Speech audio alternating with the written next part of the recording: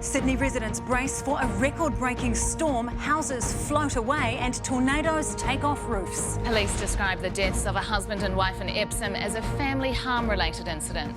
And a massive flow of lava as a volcano erupts near Reykjavik in Iceland.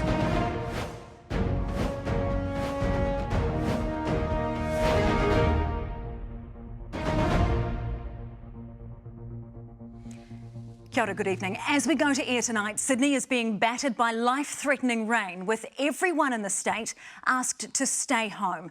Some areas have recorded more than 500 millimetres of rain. With the worst expected to hit right now, Australia correspondent Emma Cropper joins us live from Chester Hill. Emma, how bad is it there?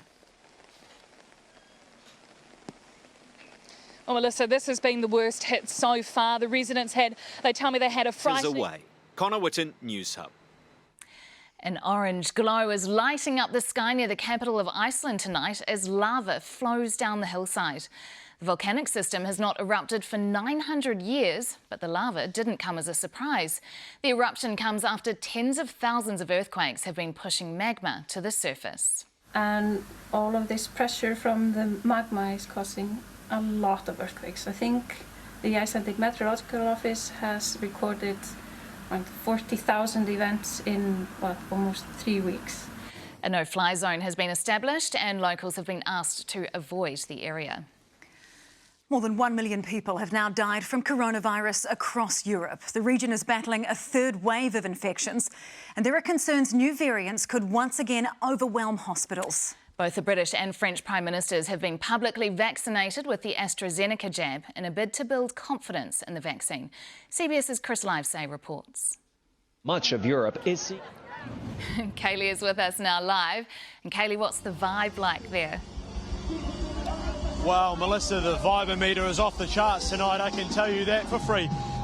They say you can't beat Wellington on a good day. Today is definitely one of those days. The sun is shining and everyone is in a great mood. Now, festival goers say they're just happy and relieved that this festival can go ahead, even ourselves. Oh, we don't want to hold you up, Kaylee. We'll let you go. Thanks so much.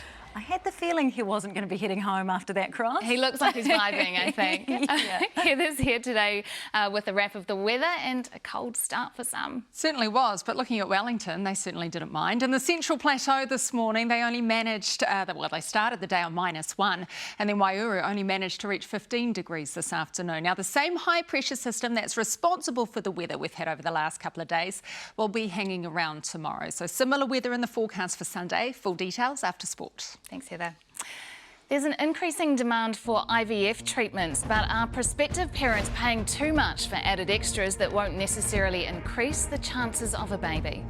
President Biden stumbles not once, but 3 times while boarding Air Force One. Why didn't someone invent this years ago? The boat seat designed to smooth out the bumps on the sea. And a true story of betrayal in the Black Panther movement of the 60s. No minor. With more and more people seeking help to have babies, the pregnancy business is booming. But experts are concerned that people are paying thousands of dollars for optional extras that won't necessarily increase their chances. The Nation's Anna Bracewell-Worrell reports. Ihaka got a jump start in a petri dish with in vitro... Last year, in Watford, Lloydburr, Newshub. Well, Nicky is in later with sport, and the Black Caps have made light work of Bangladesh. That's right, Sam. They've made an emphatic start in their one-day series, thrashing the tourists by 8 wickets. We'll have all the action and reaction from Dunedin for you next. Plus, we catch up with a fleet of female sailors hoping to turn the tides on the number of women competing in the America's Cup. A downstream business offshoot from the America's Cup that's paying off for a Christchurch business and making life more comfortable on the ocean. And fashioning a way for Pacific women to get into business and be their own boss. Hoki mai anō, welcome back. 2 people have been taken into custody today after robbing a rural property and then throwing glass bottles at police during a 70-kilometre pursuit. Police were made aware of the burglary this morning on State Highway 2 near Kuti Maori before the alleged offenders fled in a stolen vehicle. Officers followed from a distance, which is when the pair started throwing bottles out the windows. They were stopped near Napier by police tyre spikes. The America's Cup may be over, but the downstream benefits are still coming. One Christchurch business has been so inundated with orders, it's now had to move to a bigger production house. Shannon Redstall went to catch up with a team at Shark Seats. Doesn't it make you proud to be a New Zealander? It's scenes like this something that can't be measured in dollars. Laura Tupou, Newshub.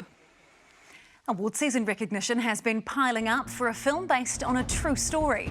The gripping drama is about the FBI informant who infiltrated Chicago's Black Power movement. Rural Australia is being overrun by what locals say is the worst mice plague in years. The Black Caps have dominated Bangladesh on their return to the one-day format in Dunedin. Plus, we're live from Wellington as the Chiefs look to overcome their 11-game losing streak against the winless Hurricanes. And Joseph Parker's next opponent is confirmed as he eyes another heavyweight title shot. Push the limit. Y'all ready for this? I'm staying focused. Amp up the fun with the new Suzuki Swift and Newshub Sport. The Black Caps have made light work of Bangladesh in the first one-dayer, cruising to an 8-wicket victory in Dunedin. Opting to bowl first, it was New Zealand's swing king Trent Boult who did most of the damage, tearing through the tourists who could only manage 131. Gordon Findlater has the action. Put into bat on a pitch notorious for producing runs, Bangladesh captain Tamim Iqbal came out with intent. Michael O'Keefe, Newshub. And speaking of all-girl crews, apparently we've made a little bit of history tonight, ladies. Well, yeah, we think it might be the first time we've had a female duo doing 6, and there's actually 4 women presenting the show tonight. And I should mention that there are actually so many women behind the scenes as well. 3 women producing the show, news and sport. So it's fair to say it's probably the best show they'll ever have. That's right. And as we know, it's pretty good. Women can do anything, can't they? Absolutely. Thanks, Nicky. Thanks, Nicky. Now, thousands of rodents are running riot in rural Australia in what locals describe as the worst mice plague in decades. A bumper crop season now. Kate Roger, Newshub. And then ngā taki nui o te rā, our top stories tonight. Sydney is being battered by life-threatening rain, with everyone in the state asked to stay home. Some areas have recorded more than 500 millimetres, and the Parramatta River, one of Sydney's most important, has just broken its banks. A man has been placed in police custody at Auckland Hospital following yesterday's fatal stabbing of a man and woman believed to be his parents. There remains a significant police presence at the Epsom property today as the homicide investigation continues. And more than 1 million people have now died from coronavirus across Europe. The region is battling a 3rd wave of infections, and there are now concerns new variants could once again overwhelm hospitals. Coming up, Newshub weather. Is it going to be another cold start tomorrow, Heather? Yeah, for the regions that woke up a little on the chilly side this morning, like the Central Plateau, you can expect a similar night and similar day tomorrow. It does warm though, 24 the high tomorrow for Auckland, Hamilton, Tauranga and Whakatane.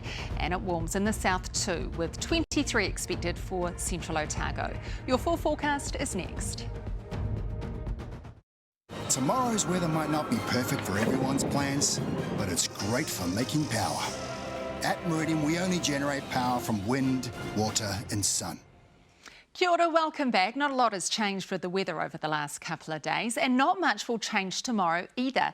We still have a massive high parked up just east of Tasmania, which is extending a ridge of high pressure across Aotearoa, and that leads to another relatively fine night for the south. Just a touch of fog developing in sheltered valleys and basins, cloudy periods for most tomorrow with a few showers for southern regions and the Marlborough Sounds. Cloudy periods for Fiji and Tonga, and just cloudy periods for New Caledonia and the Cook Islands. So back home, and the mild autumn weather continues in the north, with the first half of the working week tracking well. Warm, sunny, no complaints. Isolated showers hang about for Gisborne, but Tuesday and Wednesday do improve for Hawke's Bay. Another few cold starts to the day too for the Central Plateau. Nice, consistent weather for New Plymouth and similar for Wanganui and Palmerston North. Showers clear on Monday for you in Wellington. It remains dry for the top half of the South Island next week. Temperatures hover around that 20 mark as well. Blenheim, you'll wake to a chilly morning midweek. And the drizzle clears by Tuesday for Invercargill, but Queenstown and Alexandra continue to have fine and warm weather through the first half of the week. So get out tomorrow, another day of ice cream weather, and not a bad spot too to enjoy a treat like Daisy and Penny did today, looking back down the Firth of Thames from Waiouru. Yeah, make the most of that ice cream weather. Autumn's not so bad, is it? It's still ice cream weather then, Gorgeous. I think. Thanks very much, Heather.